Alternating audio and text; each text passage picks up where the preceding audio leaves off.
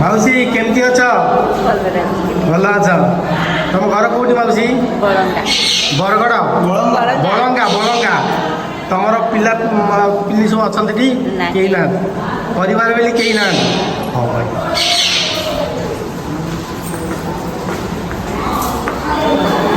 माउसी केमती अछ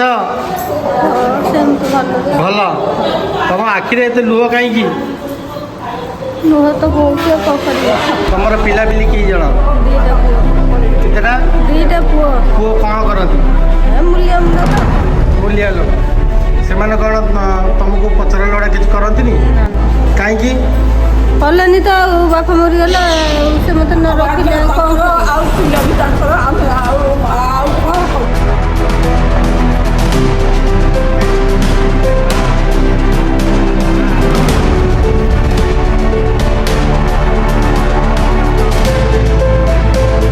अच्छा से पिला जिते बड़ ही जाए सी कौन एमती हनाधार करती से आम अच्छा माउसी आप कौ आप घरटा कौ कौ जगह देवीपाटना अच्छा देवीपाटना आप कौन मेसेज देवे आप पिला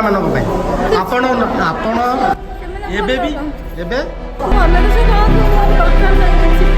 ଆପଣ ଏବେ ବି ତାଙ୍କୁ ଭଲ ପାଉଛନ୍ତି ଆପଣ ପିଲାମାନେ ଦେବୀପାଟଣା କେଉଁ ଗାଁ ଆପଣଙ୍କ ଘର ଦେବୀପାଟଣା ଗୋଟେ ଗାଁ ଦେବୀପାଟଣା ଆପଣଙ୍କ ଘର ଆଚ୍ଛା ଆପଣ ଏବେ ବି ଆପଣ ପିଲାଙ୍କୁ ଭଲ ପାଆନ୍ତି ସାଙ୍ଗମାନେ ଦେଖିପାରୁଥିବେ ଏବେ ମାଉସୀଙ୍କ କାନ୍ଦ ଦେଖିକି ଆମ ଆଖିରୁ ବି ଲୁହ ଗଳି ଯାଉଛି କାହିଁକିନା ସେ ମାଉସୀ ଜଣଙ୍କର ବି ଦୁଇଟି ପୁଅ ଅଛନ୍ତି ଯେ ସିଏ ବି ଚାହୁଁଥିଲେ ଯେ ବୃଦ୍ଧା ବୟସରେ ସିଏ ବି ମାଉସୀଙ୍କର କିଛି ସେବା ଯତ୍ନ କରିବା ପାଇଁ କାହିଁକିନା ଯେତେବେଳେ ଗୋଟେ ମାଆଟିଏ ଗୋଟେ ପିଲା ଜନ୍ମ କରିଥାଏ ପୁଅଟିଏ ଜନ୍ମ କରିଥାଏ ତାର ଆଶା ବହୁତ ଥାଏ ସିଏ ଚାହିଁଥାଏ ସଦାବେଳେ କି ଯେମିତି ମୋ ଛୋଟବେଳେ ମୋ ପୁଅର ମୁଁ ସେବା କରୁଛି ମୁଁ ବୃଦ୍ଧା ବୟସରେ ସିଏ ମୋର ହିଁ ସେବା କରିବ ଯେତେବେଳେ ସେତକ ଆଶା ଛାଡ଼ିଦିଏ ତା ମାଆ ଶେଷରେ ସିଏ ବାଧ୍ୟ ହିଁ କିଛି ଡିସିସନ୍ ନିଏ ତେଣୁକରି ମୋ ମାଉସୀଙ୍କ ପାଖରେ ଯେ କାହିଁକିନା ତୁମେ କାନ୍ଦିବା ଦ୍ୱାରା ତୁମ ପିଲାମାନଙ୍କର ଅମଙ୍ଗଳ ହେବ ଯଦି ତୁମେ ଯଦି ଚାହୁଁଛ ଏତିକି ମଙ୍ଗଳ ତୁମ ପିଲାମାନଙ୍କ ପାଇଁ ତେଣୁକରି ଯେମିତି କାନ୍ଦିବ ନିଶ୍ଚିତ ତାଙ୍କର କିଛି ଅମଙ୍ଗଳ ହେବ ମାଉସୀ ତୁମେ ବି କାହିଁ କାନ୍ଦୁଛ ନା ମାଉସୀ କାନ୍ଦନି କାନ୍ଦନି ତୁମେ ବି ତୁମର ଛୁଆ ପିଲା କେତେଟି ଗୋଟେ ପୁଅ ଗୋଟେ ଝିଅ ଆଚ୍ଛା ତୁମକୁ ବି କ'ଣ ଭିଡ଼ିଓ ଦେବି ଆଚ୍ଛା ତୁମକୁ ବି କ'ଣ ସେମିତି ପିଲାମାନେ ପଚାରନ୍ତିନି ମଉସା କେଉଁଠି ଅଛନ୍ତି ଏଇଠି ଅଛନ୍ତି ଏଇଠି ଆପଣ ମଉସା ଅଛନ୍ତି ଆପଣ ବି ଅଛନ୍ତି ମାଉସୀ ମୋ କଥା ଶୁଣ ମୋ କଥା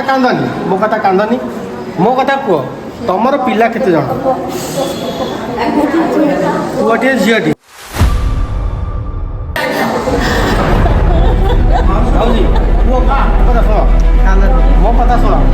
ପୁଅ କ'ଣ କରୁଛି ମୋତେ କହୁନା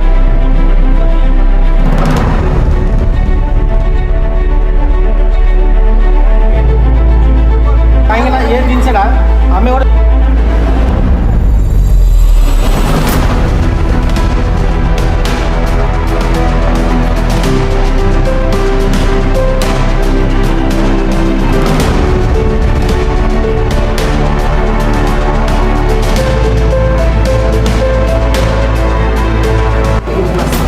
କହୁନାହାନ୍ତି କୁହ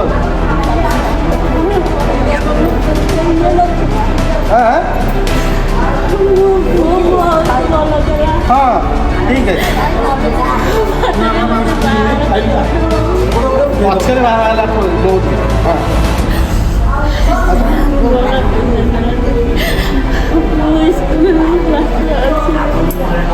ଏବେ ପୁଅ କ'ଣ ଆପଣଙ୍କର ଚାକିରି କରିଛି ଓ ଶିଶୁ ମନ୍ଦିରରେ ଆପଣଙ୍କ ପୁଅ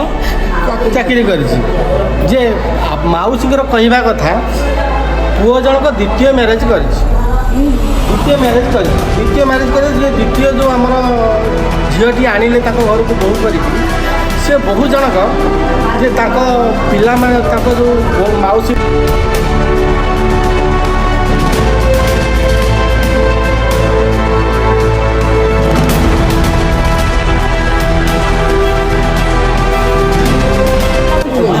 ପୁଅ କରିକି ଆଣିଥିଲା। ତାକୁ ବି ଛାଡ଼ିଦେଲା। ଆଗ ବୋଉ ଯୋଉଥିଲା ସେଇ ଆଣିଥିଲା 8 ମାସର ଛୁଆକୁ ସେଇ ଆଣିଥିଲା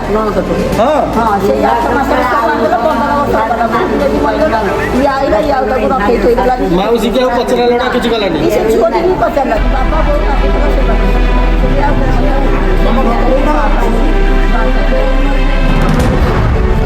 ତ ମୁଁ ଏସବୁ ମାଉସୀ ମାନଙ୍କର କଥା କାହିଁକିନା ଶୁଣିଲା ପରେ ମୋ ଆଖିରୁ ବି ନିହାତି ଲୁହ ଝରି ଯାଉଛି। କାହିଁକିନା ଇଏ ବି ଜଣକ ମା ଅଟନ୍ତି। ପୁଅ ଟିକେ ବଡ଼ ହେଇଗଲେ ମୁଁ ଯେମିତି ଛୋଟବେଳେ ମାନେ ମାଉସୀର ଯେମିତି ଛୋଟବେଳେ ପିଲାକୁ ସିଏ ତେଲ ଲଗେଇ ନିଅନ୍ତି ଗାଧେଇ ଦିଅନ୍ତି କାହିଁକିନା ସେବା ଯତ୍ନ କରନ୍ତି ଏଥିପାଇଁ ମାନେ ଛୋଟବେଳେ ଯେମିତି ମୋ ପିଲାଙ୍କର ମୁଁ ସେବା କରୁଛି ମୁଁ ବୃଦ୍ଧା ଅବସ୍ଥାରେ ଯେତେବେଳେ ମୁଁ ଅସହାୟ ହେଇଯିବି ହାତ ଗୋଡ଼ ନ ଚାଲିବ ସେତେବେଳେ ମୋ ପିଲାଟି ମୋତେ ଟିକେ ଏମିତି ପଚରା ଲୋଡ଼ା କରିବ। କାହିଁକିନା ସେଇଟା ହେଉଛି ସମସ୍ତଙ୍କର ପ୍ରତ୍ୟେକ ମାଆର ଗୋଟେ ଆଶା ଥାଏ ଯେ ତା ପିଲାମାନେ ବଡ଼ ହେଇଗଲା ପରେ ସେ ତାକୁ ଟିକେ ପଚରା ଲୋଡ଼ା କରାନ୍ତି। ଯଦି ଏ କଥାଟି କୌଣସି ଭାଇ ଜଣେ ହଁ ହଁ ମାଉସୀଙ୍କର କହିବା କଥା ବି ଛାଡ଼ି ଆସିଛନ୍ତି।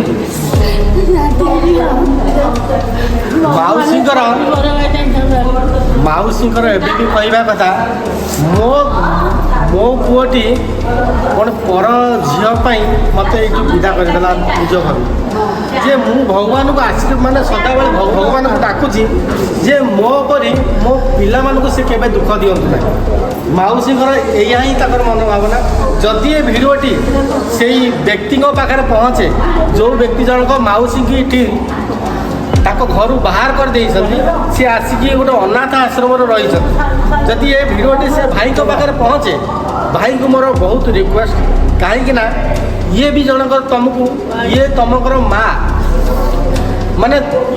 10 ମାସ ଗର୍ଭରେ ରଖିକି ତୁମକୁ ସେ ଜନ୍ମ ଦେଇଛନ୍ତି। ସେ କଷ୍ଟ ମୋ ଭାଇ ରିକ୍ୱେଷ୍ଟ ମାଉସୀଙ୍କ କଥା ଯଦି ତୁମେ ନ ନେଇ ପାରୁଛ ମୋ ମା ମାନଙ୍କୁ ଥରେ ଟିକେ ଆସିକି ପଚାର ଯେ କିଏ ପଚାରୁଛି କହିଲ ମାନଙ୍କ କଥାରେ ପଡ଼ିକିରି